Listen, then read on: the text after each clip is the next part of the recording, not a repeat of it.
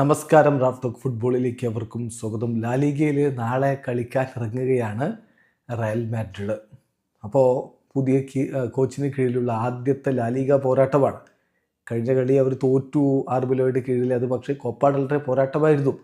ഈ കളി സാന്റിയാഗോ ബെർണാബുവിലുമാണ്. നാളെ വൈകിട്ട് ഇന്ത്യൻ സമയം 6:30 ഈ കളി നടക്കുക.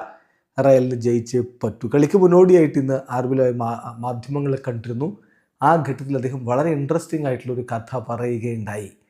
അതിങ്ങനെയാണ്. അദ്ദേഹം പറയുന്നു, ഞാൻ കളിക്കാരോടൊരു കഥ പറയാറുണ്ട്.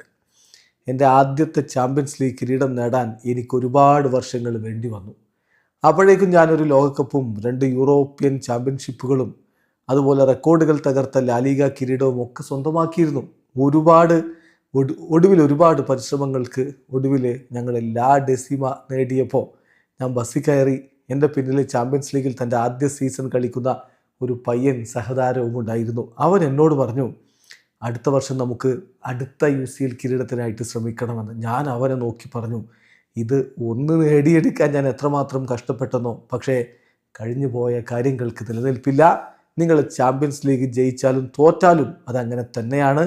ആ കളിക്കാരൻ ഇന്നത്തെ ക്യാപ്റ്റൻ ഡാനി കർവാഹലായിരുന്നു എന്നുകൂടി ഇതാ ആർബിലോയ പറയുന്നു. ഏതായാലും അദ്ദേഹത്തിനോടൊപ്പം കളിച്ചിട്ടുള്ള അതേ ഡാനി കർവാഹൽ ഇപ്പോൾ ടീമിനോടൊപ്പം ക്യാപ്റ്റനായിട്ടുണ്ട്.